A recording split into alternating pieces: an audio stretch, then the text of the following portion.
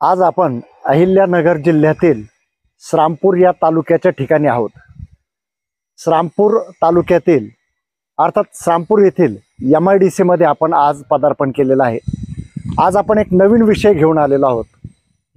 पोकलेनचे जे समोरचे बूमस्टिक असतात ते बूमस्टिक बनविणारी श्रामपूर MIDC तील एक कंपनी आहे जिचं नाव आहे अमेय इंजिनिअरिंग। पुन्हा एकदा त्या कंपनीचं नाव सांगतो। श्रामपूर MIDC तील कंपनी आहे अमेय इंजिनिअरिंग। ही इंजिनिअरिंग कंपनी स्वतः पोकलेनचे बूमस्टिक बनवते। साधारण 55 ते 60 फुटापर्यंत ते बूमस्टिक बनवले जातात। त्या बूमस्टिक बनवणाऱ्या कंपनीची आपण आज सविस्तर आणि इत्थंभूत माहिती घेणार आहोत। ती बूमस्टिक कशा पद्धतीने बनवते आणि या कंपनीचं सर्वात महत्त्वाचं वैशिष्ट्य म्हणजे इतर ठिकाणी जे बूमस्टिक बनवले जातात किंवा ज्या कंपन्या बूमस्टिक बनवतात त्या साधारण 30 ते 35 फुटाच्या असतात, परंतु या ठिकाणी जिथे आपण उभे आहोत त्याच ठिकाणी जी बूमस्टिक बनवली जाते ती साधारण 55 ते 60 फुटापर्यंत बनवली जाते। आणि यामध्ये आणखीन एक वैशिष्ट्य म्हणजे इतर कंपन्यांमध्ये ज्या बूमस्टिक बनवल्या जातात त्याला वेल्डिंग केली जाते, त्याला जॉईंट केले जातात, मात्र ही एकमेव कंपनी आहे अमेय इंजिनिअरिंग का जिच्यामध्ये कुठलेही जॉईंट दिले जात नाही, कुठेही वेल्डिंग केली जात नाही, सलग अशी 55 ते 60 फुटाची बूमस्टिक बनवली जात आहे।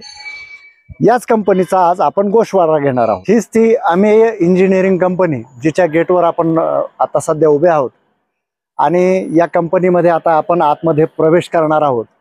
आतमध्ये प्रवेश करून आपण जाणून घेणार आहोत का अमेय इंजिनिअरिंग कशा पद्धतीने बूमस्टिक बनवते।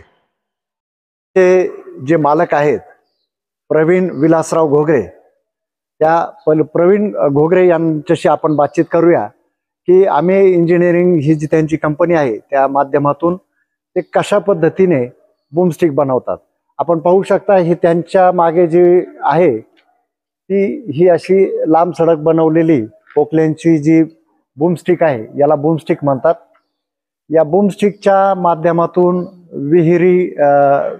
विहिरींचं खोदकाम असेल, तलावाचं खोदकाम असेल किंवा अन्य कुठलेही जे कामं आहेत ती कामे केले जातात। आपण प्रत्यक्षात प्रवीणजी घोगरे की जे या अमेय इंजिनिअरिंगचे मालक आहेत ते स्वतः या कंपनीत आज आहेत, त्यांच्याकडून जाणून घेऊया, पहिल्यापासून जाणून घेऊया का कशा पद्धतीने त्यांचं कामकाज चालतं। आणि मी पुन्हा एकदा नमूद करू इच्छितो आपल्या श्रोत्यांसाठी आणि दर्शकांसाठी की आपण अशा कारखान्यामध्ये आता उपस्थित आहोत का ज्या ठिकाणची बूमस्टिक ही कुठेही वेल्डिंग केलेली नसते किंवा ती ज्याला आपण अनकट म्हणतो अशी अनकट बूमस्टिक आपल्याला आज या ठिकाणी कशा पद्धतीने बनवली जाते हे पाहायला मिळणार आहे। या कंपनीचं हे सर्वात महत्त्वाचं वैशिष्ट्य आहे की यांच्या बूमस्टिकला कुठेही जॉईंट नसतो, ती अखंड असते।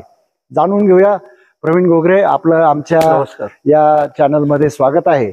आणि आज आपण आम्हाला बूमस्टिक कशा पद्धतीने तुम्ही बनवतात की आम्ही एक आतापर्यंत ऐकून आहोत की तुमच्या कारखान्यामध्ये तुमचा असा एकमेव कारखाना आहे की जिथलची जी बूमस्टिक आहे ती अखंड असते, तिला कुठेही खंडित केली जात नाही किंवा तिला कुठेही वेल्डिंग दिली जात नाही, कुठेही जॉईंट केली जात नाही, तर ते खरं आहे का? हो, खरं आहे। आपण महाराष्ट्रामध्ये ज्यावेळेस हे बूमस्टिकचं काम चालू करायचं तर याच्यामध्ये मॅन्युफॅक्चरिंग करणारी कंपनी आहे तर त्या 40 फुटापर्यंतच बूम बनवत होते, 35 ते 40।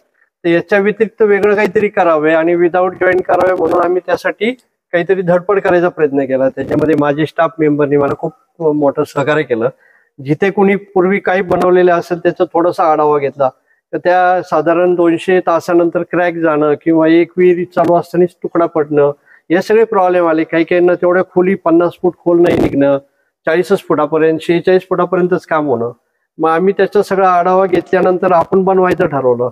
तर मग आम्ही मशीनच्या इंजिनच्या कॅपॅसिटी प्रमाणे त्याच्या हायड्रोलिक प्रमाणे मशीनचं डिझाईन करायचं ठरवलं।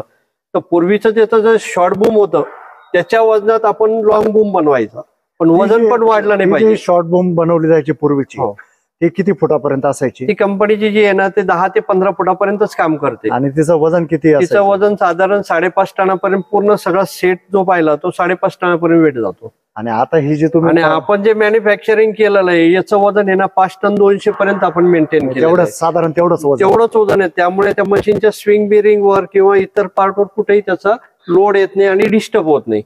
फक्त आपल्याला त्या केसमध्ये मशीनला डेड वेट वाढवावं लागतं, कारण याची लांबी वाढवल्यामुळे आपल्याला तेवढं डेड वेट वाढवावं लागतं. बरोबर. आणि आपण लोकांचं जे क्रॅक जायचं प्रमाण होतं ते कसं शॉर्ट आउट करता येईल याच्यावर आम्ही निर्णय घेतला. आम्ही त्याप्रमाणे 3D वर ड्रॉइंग बनवलं. ड्रॉइंग बनवून 50 फूट काढण्यासाठी आपल्याला किती लांबीची अटॅचमेंट बनावं लागेल. आम्ही त्याला अटॅचमेंट म्हणतो, बूमस्टिकला अटॅचमेंट म्हणतात. याला लॉंग बूम तो कसा आपण 3D वर वर्किंग होईल त्याप्रमाणे आम्ही 3D वर बघितलं, त्याप्रमाणे आम्ही डिझाईन केलं.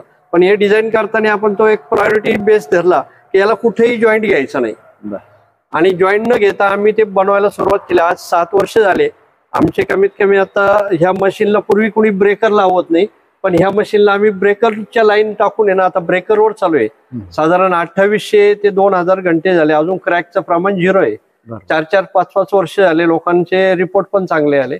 याच्यामध्ये आपल्याला डायरेक्ट कंपनीकडनं ऑर्डर येत नाही, कस्टमर ऑर्डर देतात, काही डीलर ऑर्डर देतात. आपल्या एका कंपनीच्या 25 ते 50 मशीनच्या ऑर्डर असतात. इथून आपल्या आंध्राला जातात, कर्नाटकला जातात, तामिळनाडूला जातात, गुजरातला जातात, राजस्थानला जातात. आणि एका कंपनीची समजा याच्यामध्ये मॅन्युफॅक्चरिंग कंपन्या खूप आहे, JCB आहे, सॅनी आहे, टाटा आहे, लोगांग आहे, XCMG आहे. तर एका कंपनीच्या 20-25 मशीनच्या ऑर्डर असतात. गेल्या वर्षी आपण 250 मशीनचं टार्गेट कम्प्लीट केलं होतं. त्याच्यामध्ये फेल्युअर 1-2 किरकोळ फेल्युअर आले, नाही तर अजून पण ते अटॅचमेंट चालू आहे ते लॉंग बॉम्ब. सगळ्यात महत्वाची एक बाब आता तुमच्या बोलण्यातून जाणवली की तुमच्या बोलण्यात असं आलं का पहिला मुद्दा म्हणजे का ज्या 15 ते 30 फुटापर्यंतच्या ज्या पूर्वीच्या बूमस्टिक राहायच्या तर त्या तुम्ही आता 55 ते 60 फुटापर्यंत घेतात, परंतु त्याचं वजन वाढून देत नाही ते. यस, बरोबर का? साधारण एक 5 ते 6 टनाच्या दरम्यान जे वजन राहायचं पूर्वीच्या 30 फुटापर्यंत किंवा 20 फुटापर्यंतच्या अटॅचमेंट, ज्याला तुम्ही अटॅचमेंट म्हणतात, त्या बूमस्टिकला त्याच वजनामध्ये तुम्ही लांबी मात्र दिली. यस. आणि अशा पद्धतीने तुम्ही डिझाईन करतात, ज्याला तुम्ही काय म्हणतात वेट, डेड वेट वाढवतो, काउंटर वेट म्हणतात. तर ते काउंटर वेट तुम्ही स्वतः डिझाईन करतात, कशा पद्धतीने गरज आहे या मशीनला कशी गरज आहे, आणि त्यानुसार तुम्ही ते डिझाईन करतात आणि मग ते डेड वेट देतात आणि त्यानंतर तुम्ही रचना करतात, जेणेकरून ह्या ज्या बूमस्टिक आहेत त्या क्रॅक होत नाही. यस. आणि त्याचं तुम्ही जसं म्हटलंय फेल्युअर होण्याचं प्रमाण फार कमी आहे, 1-2 ते कुठेही होतच असतं. आणि दुसरा मुद्दा एक तुमच्या बोलण्यातून मला जाणवला, तुमच्या बोलण्यात आलं की आम्ही श्रामपूर सारख्या ठिकाणी आल्यानंतर असं वाटलं की फार तर तुमच्या या बूमस्टिक जिल्हाभरात जात असतील किंवा 1-2 जिल्ह्यात असेल, पण तुमच्या बोलण्यातून काही राज्यांचे नाव आले. तर म्हणजे भारतातल्या इतर राज्यांमध्ये सुद्धा तुमचे या बूमस्टिक जातात. यस. हो. आणि साधारण महिनाभरात, एका महिन्यात तुम्ही किती बूमस्टिकची निर्मिती करता? आता तशी माझी कॅपॅसिटी पूर्वी कमी होती, पण आता दिवसाला 2 मशीन आम्ही तयार करतो.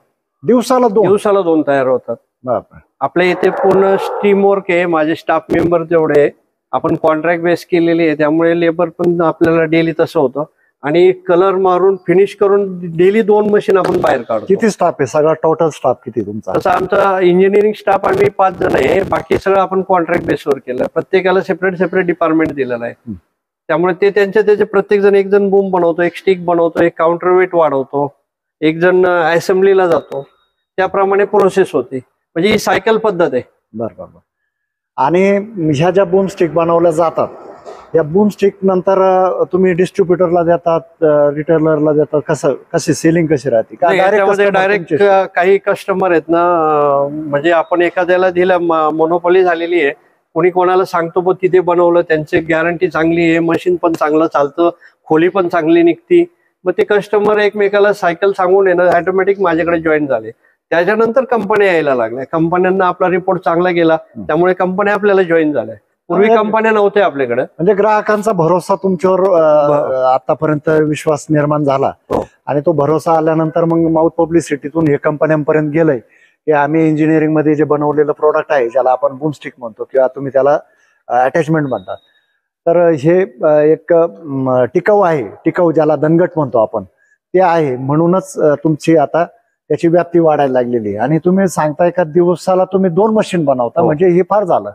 म्हणजे महिन्याला तुम्ही 60 बूमस्टिक तर सहज बनवतात कमीत कमी 60 मध्ये आठवड्याच्या सुट्ट्या असतात 4 दिवसाच्या त्या 50 धरू होतात. आपण. पण तरी महिनाभरात 50 बूमस्टिक ज्या आहेत इतक्या म्हणजे हे जे आहे स्टील टोटल या टोटल लोखंडी बूमस्टिक बनवणं ते सगळं तयार करणं हे काही म्हणजे असं सोपं काम नाहीये आणि तुम्ही ते बनवतात याचं म्हणजे फार मोठं विशेष आहे.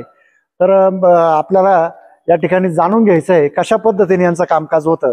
तर तुम्ही आम्हाला समजावून सांगा की कशा पद्धतीने बनवतात, सुरुवात कुठून होती याची? सुरुवात आपल्याला 40 फुटाची प्लेट येते, साधारण 9 फूट बाय 40 फुटाची प्लेट येते. त्याच्यामध्ये सीएनसी मशीनवर ऑटोमॅटिक कटिंगचा प्रोग्राम देतो आपण. आता प्लेट पाहायला मिळेल का आपल्याला? इथे समोर आहे प्लेट. चला या आपण ती प्लेट पाहूया.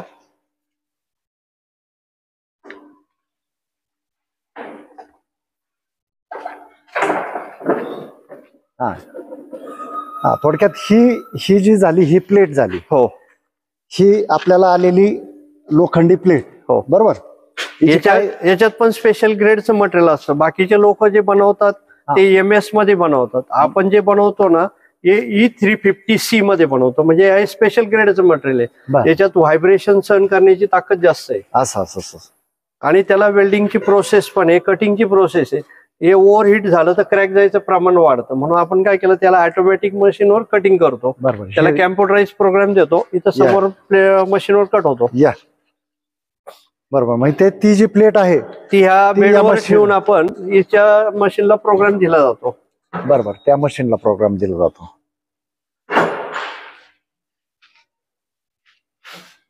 आणि त्याचे जे पार्ट आहेत तुम्हाला इथं दिसेल आपले कटिंग झालेले. इकडं आपण हे झालं प्लेट इथं कटिंग होणार. हा आणि अशा पद्धतीने कट होणार का ते? बर बर बर बर या या या ठीक आहे ठीक आहे. हे अशा पद्धतीने ते प्लेट जी आहे ती कट होणार. बरोबर. आता ह्या जे तुम्ही पाहिल्या ह्या फक्त साइड प्लेट आहे. म्हणजे या बूमच्या ज्या आहे ना दोन्ही साईडच्या प्लेट आहे, बूम आणि स्टिकच्या. हा ह्या दोन्ही साईडच्या प्लेट आहे, ही एक आणि ही एक आहे. आता याचा जो टॉप आणि बॉटम आहे म्हणजे हा जो वरचा दिसतो हा टॉप आणि याचा बॉटम, याला जे आहे ना त्याला बेंड करावं लागतं त्याच्या कर्वच्या ठिकाणी. तर बाकीच्या ठिकाणी गरम करून वाकवलं जातं. आपल्याकडे जे आहे ते स्पेशल बेंडिंग मशीन आहे. साधारण 30 mm जाडीची प्लेट आपण टर्न करू शकतो. बापरे असं. हा आणि इथं एक प्रेस आहे 100 टनाचा, त्याच्यावर आपण तो फोल्ड मारू शकतो. म्हणजे इथं लोखंड कुठल्याही प्रकारचं गरम करून वाकवलं जात नाही. जे लोखंड गरम करून वाकवलं जातं त्याचं क्रॅकचं किंवा लाईफ कमी होऊन जातं, कारण त्याचे केमिकल आणि मेकॅनिकलची जी स्ट्रेंथ आहे ती कमी होऊन जाते. नाही आता आपण याच्यावर येऊया. ह्या कट झालेल्या त्या मशीनवर झालेले कट झालेले प्लेट या दोन्ही साईडच्या ही वरची. आता ही बेंड तुम्ही कुठे केली म्हणे? हे समोरची बेंडिंग मशीन म्हणून आहे. ठीक आहे चालेल या आपण ती बेंडिंग मशीन पाहूया.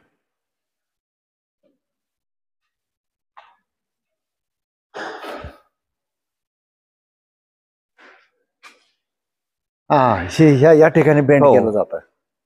त्याची कॅपॅसिटी साधारण 32 mm पर्यंत आपण जाडीच्या प्लेट वाकू शकतो.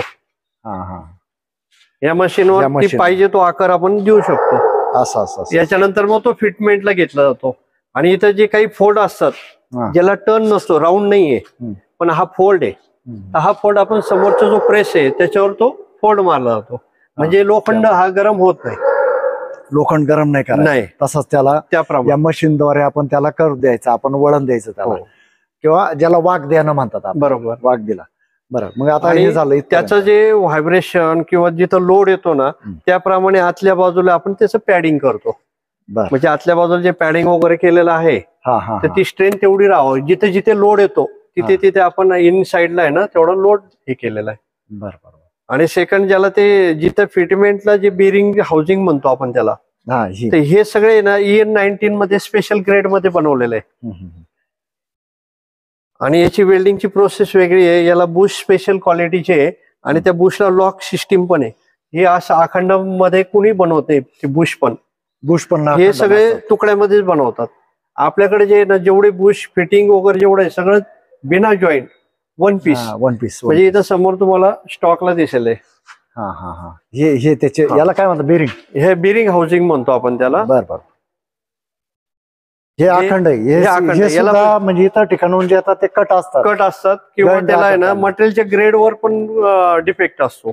बर बर बर. हे जे स्पेशल ग्रेड मध्ये मटेरियल वापरतो EN19 मध्ये वापरतो आपण. बर बर बर. बरं, आता हे झालं. याला आपण दिला बाक. यानंतरची प्रोसिजर काय आता? त्यानंतर तर हे आम्ही इंजिनिअरिंग मध्ये तयार झालेला, पूर्णपणे तयार झालेलं हे बूम स्टिक आपण पाहू शकता. अशा पद्धतीने हे या मशीनला फिट केलेला आहे. हा जो तयार झालेला टोटल बूम स्टिक जो आहे तुम्ही पाहू शकता, आणि हा अशा पद्धतीने मशीनला फिट केलेला आहे. पूर्णपणे याचं जे कलर काम असेल किंवा बारीक सारीक जेवढे काही गोष्टी असतील त्या सगळ्या तयार होऊन हे पूर्णपणे तयार झालेले ह्या सगळ्या यांच्या बूम स्टिक. त्याला ते ऑपरेटर बघण्यासाठी आपण आहे ना तिथे कॅमेराची सिस्टीम दिलेली आहे. असं म्हणजे फोमला ब्लॅक कंडिशन मध्ये आपण आतमध्ये फॅब्रिकेशन करतो, त्यानंतर त्याला प्रायमर पेंट मारतो. प्रायमर पेंट नंतर हा फायनल पेंट होतो. त्यानंतर त्याला स्टिकर्स असेल, ज्या कंपनीचा ब्रँड असेल त्या कंपनीचं आपण जसं सॅनी नाव लावलेलं आहे याला, तिथे एक CMG दिसतं, काही ठिकाणी होंडाई दिसतं. बरोबर. बकेट पर्यंत सगळं युनिट आपण बनवलेलं आहे. म्हणजे बकेट सुद्धा तुम्ही बकेट सुद्धा आपण इथं बनवतो. त्याला हार्डनिंग केलेलं असतं, ती दगडात चालते म्हणून त्याला ते पाठे मारणे वगैरे हे. आणि या केस मध्ये त्या ऑपरेटरला काम करण्यासाठी आपण इथे कॅमेरा सिस्टीम लावलेली आहे. आपण हा कॅमेरा पाहू शकतो का त्या ऑपरेटर जो आहे याच्यावर काम करणारा मशीनवर, त्याला दिसण्यासाठी हा कॅमेरा सेट. आणि त्याच्या समोर इथं केबिन मध्ये एक स्क्रीन असते का, त्या स्क्रीनवर त्याला ते दिसतं पिक्चर का त्या विहिरीमध्ये काय वर्किंग आहे, त्याला काय काम करायचंय, कुठं माती काढायची, कुठं काय नाही. कारण तो केबिन विहिरीच्या बाहेर असतो. हा, त्याला दिसण्यासाठी ते कॅमेराचंच काम आहे. वा वा वा, म्हणजे चांगल्या पद्धती हे एक आणखीन ऍडिशनल त्यांनी या बूम स्टिकला दिलेला आहे. तो जो कॅमेरा आहे त्यामुळं त्या ऑपरेटरला काम करण्याला अतिशय सुलभ जातं आणि सहज जातं. बूम स्टिक असतात. आणि आम्ही इंजिनिअरिंग जी आपण पाहतो आहोत, या आम्ही इंजिनिअरिंग मध्ये अखंड अशी जी बूम स्टिक बनवली जाते, ज्याला आपण अनकट म्हणतो, कुठल्याही जॉईंट शिवाय बनलेली जी अखंड बूम स्टिक आहे ती आम्ही इंजिनिअरिंग मध्ये बनते. आणि ती साधारण 55 ते 60 फुटापर्यंतची राहते. आपण जाणून घेतलेलं आहे की या अखंडपणा असल्यामुळे या बूम स्टिक टिकाऊ असतात. तेवढ्या त्या मटेरियल जे त्याचं वापरलं गेलेलं असतं ते चांगल्या दर्जाचं असतं. उत्तम दर्जाचं क्वालिटी मटेरियल असल्यामुळं, ज्याला आपण स्टील म्हणतो, स्टीलच सगळ्यात महत्त्वाचा पार्ट आहे.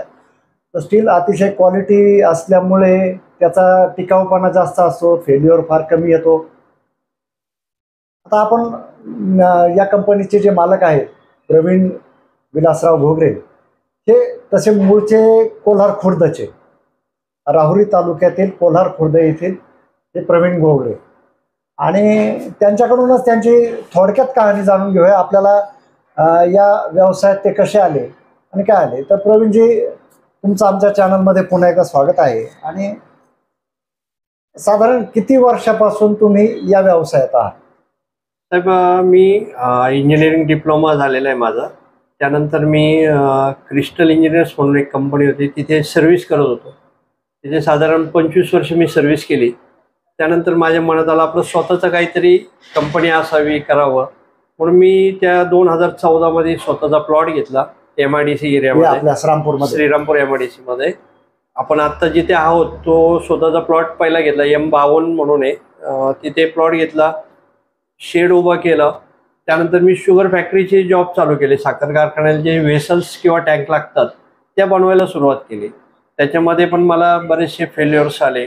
फेल्युअर म्हणजे पेक्षा ऑर्डर आल्या पण त्याचं पेमेंट नाही आलं, त्यांनी मटेरियल उचललं नाही, त्यामध्ये पण माझे लॉसेस झाले.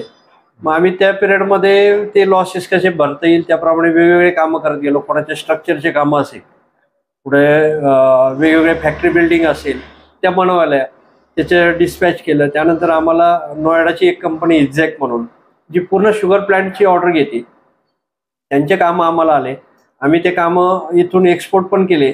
तर त्यामुळे आम्हाला ती कंटिन्यू चैन बसून गेली. पण लॉकडाऊनमध्ये असं झालं की कामं सगळीकडे बंद झाले. मग आता करायचं काय? कोविड पिरियडमध्ये आता आपण काहीतरी वेगळंच विचार करायला पाहिजे. कारण तो असं झालं का आमची कंपनी, सगळ्या कंपन्या बंद होत्या, पण मी स्पेशली MIDC कडनं आणि गव्हर्नमेंटकडनं परमिशन घेऊन मी माझं युनिट चालू ठेवलं होतं. कारण मला त्यावेळेस त्या ऑर्डर वेगळ्या होत्या, कारण त्याला टार्गेट होतं, मला पॅनल्टी होती.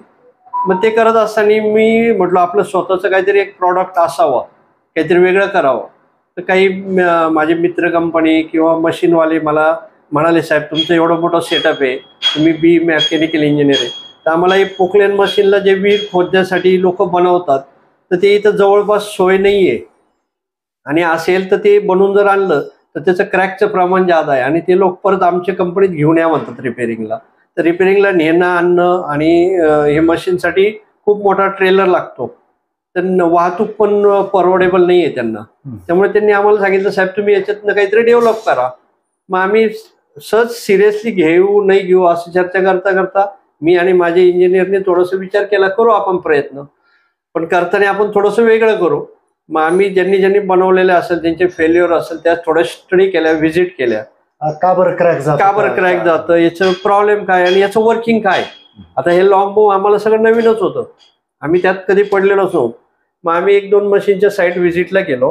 तिथे आम्ही बघितले, त्यांचे फेल्युअर बघितले, त्यांचं वर्किंग बघितलं, त्यांच्या मशीनच्या कॅपॅसिटी बघितल्या. आम्ही सगळे मेजरमेंट, फक्त मशीनचे मेजरमेंट आणले, आणि त्या हाय त्या बूमस्टिक किती वजनाचे असतात, काय असतात, सगळं स्टडी केला. त्यानंतर आम्ही एका मशीनचं बूमस्टिक जुनं जे असतं कंपनीचं फिटेड, त्याचं वजन केलं. त्याचं साधारण 5 ते 5.5 टन वजन भरतं. मग हे मशीन जर 5.5 टनाचं वजन सहन करते बूमस्टिक, तर या केसमध्ये आपण फक्त लॉंग बूम करताना वजन एवढंच मेंटेन करू का ती मशीन इझिली चालेल. वजन वाढून द्यायचं नाही याची काळजी घेतली आम्ही. मग त्याप्रमाणे आम्ही 3D वर ड्रॉइंग केलं. ड्रॉइंग केल्यानंतर ते बूमचं ड्रॉइंग झालं, त्याचं वजन चेक केलं, वजन आपलं मेंटेन होतंय. पण आपल्याला याला विदाऊट जॉईंटमध्ये बनवायचं, आणि जिथं लोड येतो तिथं आपल्याला ब्रेकिंग आतमध्ये त्याचा लोड डिवाइड करण्यासाठी आतल्या बाजूने सपोर्टिंग वाढवायचं. पण सपोर्टिंग वाढवताना वेट पण वाढलं नाही पाहिजे याचा पण विचार केला पाहिजे. मग आणि फेल्युअर पण नाही झालं पाहिजे, क्रॅक पण नाही झाला पाहिजे. मग त्याप्रमाणे आम्ही सुरुवात केली. आम्ही 3D वर ड्रॉइंग केलं, तर 50 फूट परफेक्ट, म्हणजे 51 फूट झालं तरी चालेल, त्या केसमध्ये आपल्याला किती लांबीचं अटॅचमेंट बनावं लागेल, किती लांबीचा बूम बनावा लागेल आणि स्टिक बनावं लागेल याचा विचार केला. आता आपण तसं जर पाहिलं तर हा जो बूम दाखवलेला आहे कंपनीचा, हा जो बूम आणि स्टिक आहे, याचं सगळ्यांचं मिळून 5.5 टन वजन येतं. बरोबर. आणि आपण जो बनवतोय 50 फुटाचा साधारण हा बूम आहे, तर याचं वजन पण आहे ना आपण 5.5 टनाच्या आत घेतलं. बरोबर. म्हणजे जास्तीत जास्त 4,800 पासून सुरुवात होतं तर 5 टनापर्यंत. ते पण का 4,800 ते 5 फरक काय, तर मशीनची जशी कॅपॅसिटी असेल त्याच्याप्रमाणे याचं बकेटचं डिझाईन होतं. म्हणजे मशीन जर थोड्या कॅपॅसिटीचं, कमी कॅपॅसिटीचं असेल तर बकेटची साईज आपण फरक पाहू शकतो का. हा जो कंपनीचा असतो बूम, तर याची लांबी रुंदी काय आहे हे आपल्याला चित्रात दिसते, आणि ऍक्च्युली यांच्या कंपनीत जो बनवला जातो तो किती, आणि त्याच वजनाचा, विशेष म्हणजे त्याच वजनाचा बूम लांब पद्धतीने त्याने डिझाईन केलेला आहे. एका बूमची साधारण किंमत काय असते? एक बूम जर आता याच्यामध्ये बूमची किंमत कशी असते, कंपन्या काय काय मटेरियल त्याच्याबरोबर देतात त्यावर आपलं डिपेंड असतं. तुमच्याकडे जे बूम बनवला जातो तर तो बूमची किंमत साधारण ग्राहकांना जीएसटी सह साधारण 13 ते 14 लाखाच्या दरम्यान बसतो. त्याच्यामध्ये त्या कंपनीकडनं काही पार्ट दिले गेले, समजा त्या कंपनीकडनं काही सिलेंडर वगैरे असतो, आपण जे म्हणतो सिलेंडर्स किंवा पिन वगैरे, तर त्या जर सप्लाय केल्या तर त्यातनं प्राइस कमी होऊन जाते. बरोबर. म्हणजे असे, आणि लांबीप्रमाणे समजा काहींना 40 फुटाचाच बूम बनवायचा असतो, काहींना 45 फुटाचा बूम असतो, काहींना 50 फुटाचा. त्या लांबीप्रमाणे प्राइजेस थोड्या कमी असतात. 55 ते 60 फूट या दरम्यानचा जो बूम राहतो तर त्याची एक किंमत काय असते? समजा काहीच कंपनीने तुम्हाला दिलं नाही तर साधारण तुम्हाला ते 13.5 लाखापर्यंत बसून जातं. 13.5 लाख जीएसटी सर. आणि तुम्ही महिनाभरात साधारण 50 ते 55 पर्यंत बूम बनवता. म्हणजे फार मोठा व्यवसाय श्रामपूर सारख्या ठिकाणी अहिल्यानगर जिल्ह्यामध्ये आपल्याला पाहायला मिळतोय का. MIDC मध्ये हा उद्योग आहे, आणि याची बऱ्याचशा लोकांना माहितीच नाही अद्यापर्यंत. की म्हणजे विचार करा का 13.5 ते 14 लाखापर्यंत जर एक बूम स्टिक बनवली जाते, एक बूम बनवला जातो, आणि त्याचं प्रोडक्शन जे आहे, त्याचे जे उत्पादन आहे ते साधारण महिन्याला आपण 50 धरूया. इतका मोठा व्यवसाय श्रामपूर सारख्या ठिकाणी आहे. हा आपल्या श्रामपूर तालुक्यासाठी, आणि त्यातले त्यात हे मूळचे आपल्या कोल्हार खुर्दचे आहे, त्याच्यामुळे गावाच्या दृष्टीने सुद्धा हा मानाचा तुरा आहे. आणि ही गोष्ट त्यांनी प्रसिद्धीपासून फार लांब राहिलेली आहे. प्रवीण घोगरे आतापर्यंत कधी ते प्रसिद्धीच्या झोतात आले नाही. आणि मला एक विचारायचं, या बूम स्टिकचा काही लोकांना हेच माहिती नाही का बूम स्टिकचा उपयोग कशासाठी. ठीक आहे, पोकलेन बऱ्याच जणांनी पाहिलेला आहे, JCB पाहिलेला आहे उकारताना. खूप लोक आहेत असे का ज्यांना तेही माहिती नाही का हे काय आहे. आता ठीक आहे, तुम्ही त्या क्षेत्रातल्या आहात. मला अगोदर सांगा तुमचं शिक्षण काय झालेलं आहे. माझं डिप्लोमा झाला मेकॅनिकल झालं. मग तुम्ही म्हणजे या क्षेत्रातले मेकॅनिकल क्षेत्रातलेच डिप्लोमा होल्डर असल्यामुळे त्यांना याची फॅब्रिकेशनची पूर्ण माहिती आहे. आता माझा दुसरा प्रश्न आहे का किती वर्ष झाले, नाही अगोदर मला हे सांगा या बूम स्टिकचा उपयोग काय. पुढे जोडली जाते, ज्याला आपल्या ग्रामीण भाषेत सोंड बांधतात. ते जसं आपलं तोंड राहतं तसं हे आपल्या काय कसलं ते पोकलेनचं हे सोंड राहतं असं म्हणूया ग्रामीण भाषेत आपण. बरं जण दारतीची सोंड पहा कशी लागते. तर हा झाला विनोदाचा भाग, परंतु त्याला इंग्रजीमध्ये बूमस्टिक म्हणतात. तसंच तुम्ही सांगितलं त्याला काय अटॅचमेंट होतं, लॉंग बूम म्हणतो आपण त्याला, लॉंग बूम म्हणतात.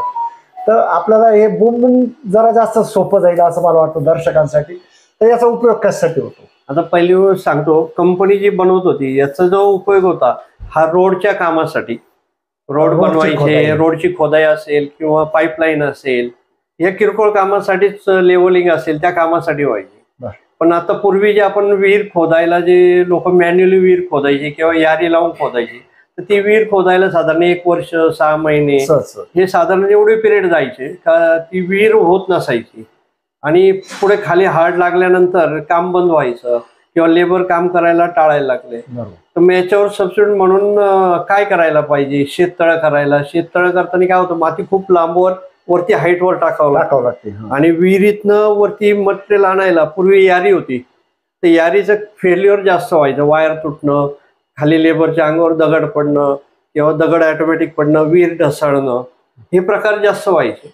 तर आपण याच्यावर सोल्युशन म्हणून काय केलं का याला ह्याच मशीनला ह्याच कॅपॅसिटीचा लॉंग बूम बनवून आपण प्रयोग करू, रुंदी वाढवतो. तर साधारण ह्या मशीन जे आपण बनवतो हे लॉंग बूम, तर यांनी ती विहीर आहे ना 5व्या ते 6व्या दिवशी कम्प्लीट होती. आता आता माझे काही कस्टमर आहेत का ते 4थ्या दिवशी मशीन 50 फुटाची कम्प्लीट करून देतात. आणि म्हणजे सांगण्याचं तात्पर्य काय का विहिरीचं खोदकाम असेल, ज्याला त्यांच्याच बोलण्यात आलं का पूर्वी 6 महिने ते वर्षभर लागायचं. आणि विहिरीचे हे जे दरड कोसळून अपघातही झालेले, अनेकांचे मृत्यू त्यात झालेले आपण ऐकलेले आहे जुन्या काळामध्ये.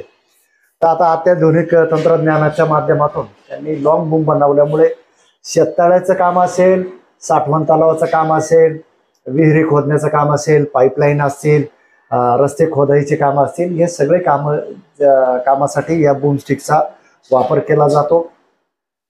मूळचे तुम्ही शेतकरी कुटुंबातले, आणि तुमची घरची जी परिस्थिती पूर्वीची ती काय अशी काय फार औद्योगिक उद्योजक कुणी मला नाही वाटत. नाही, कोणी नव्हतं. तुमच्या घरात कुणी वडील पण शेतकरी, वडीलही शेतकरी, एक साधं शेतकरी कुटुंब.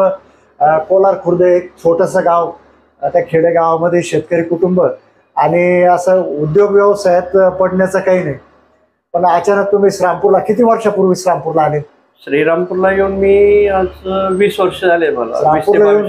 श्रामपूरला येऊन 20 ते 22 वर्षाचा काळ गेला.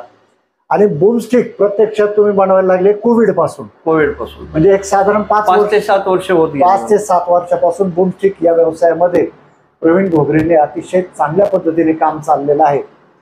निव्वळ अहिल्यानगर जिल्ह्यातीलच नाही, महाराष्ट्र राज्यातीलच नाही, तर राज्याबाहेरील कोणत्या राज्यामध्ये आतापर्यंत कोणत्या राज्यामध्ये आपले हे बूमस्टिक गेलेले आहेत. आता याच्यामध्ये काय झालं, सुरुवातीला ज्यावेळेस मी बूमस्टिक बनवायला घेतलं तर मला एक बूम बनवायला साधारण 1.25 महिना लागला होता. तर 1.25 महिन्यामध्ये माझं एक प्रॉडक्ट झालं. तर काही लोक वेटिंगवर होते इथे बाहेर, मशीन घेऊन यायची, मला तुम्हाला बनवायचे, असेच बनवायचं. पण माझ्याकडनं ती कॅपॅसिटी, म्हणजे मला ते डिझाईन, त्याचं मटेरियल, त्याला वेळ जायला लागला. नंतर मग त्याच्यावर आम्ही थोडंसं ऑटोमॅटिक मशीन घेऊन थोडं स्पीड देऊन, आणि कस्टमर इतके फॉलो झाले, म्हणजे इतके फॉलोअर आले की इतके त्यांना रिक्वायरमेंट आली, म्हणजे वेटिंग व्हायला लागलं मला. मग आम्ही काय केलं, महिन्याला कशा आपल्याला पर डे 2 तयार होतील याचा विचार केला. मग हे करत असताना लोकांनी एवढी जाहिरात झाली आमची का आउट ऑफ महाराष्ट्राच्या ऑर्डर आल्यात. समजा आंध्राच्या आहेत, कर्नाटकच्या आहेत, त्यानंतर राजस्थानच्या आहे, गुजरातच्या आहे, तुमच्या MP च्या आहे, UP पर्यंत माझ्या मशीनच आहेत. तिकडनं त्यांनी ऑर्डर द्यायची आणि त्या इथं येऊन त्यांच्या मशीन, नवीन मशीन इथं उतरतात ते पण इथे येत नाही. आमचे फोनवरच सगळे इंटरनेटवर मेलवरच ऑर्डर झाल्यात. त्यांनी मला अजून बघितलेलं नाही, मी त्यांना बघितलेलं नाही. बरं, फक्त फोनवर झालं. त्यांनी माझी जाहिरात बघितल्या किंवा लोकांनी माझे व्हिडिओ टाकले किंवा त्या भागातले ऑपरेटर आहेत जे मशीन ऑपरेट करतो, तो सांगतो की ह्या मशीन जर यांचं फिटिंग केलेली बूम असेल तर त्याने आपल्याला वर्किंग चांगलं होतं, मशीनवर लोड येत नाही, मशीनचा ॲव्हरेज चांगला मिळतो. त्यामुळे ह्या कंपन्यांना पर्यंत माझा रिपोर्ट गेला. मग त्या कंपनी असेल, त्याचा डीलर असेल, त्याने आपल्याला ऑर्डर दिली. आपण इथं त्यांचं मशीन येतं, इथं कम्प्लीट बूमस्टिक फिटिंग करतो. परत त्यांचा जो ट्रेलर येईल किंवा काय येईल त्याच्यावर लोड करून देतो, ते त्यांचं जातं, आपल्याला ते पेमेंट येतं. म्हणजे पण आता मला एक आपण शेवटच्या टप्प्यात येऊया. तुम्ही आम्हाला सगळी तांत्रिक माहिती दिलेलीच आहे का, कशा पद्धतीने तुम्ही वर्कआउट करतात. आणि शेतकरी ते उद्योजक असा हा प्रवीण ढोगरे यांचा हा आतापर्यंतचा 22 वर्षापासूनचा प्रवास. कोल्हार खुर्दपासून ते श्रामपूरला आले म्हणजे काय फार लांब आले नाही, तेही 22 किलोमीटरच लांब आले. आणि या 22 वर्षाच्या काळात त्यांनी चांगल्या प्रकारे आणि इंजिनिअरिंगच्या माध्यमातून चांगला नावलौकिक कमावला.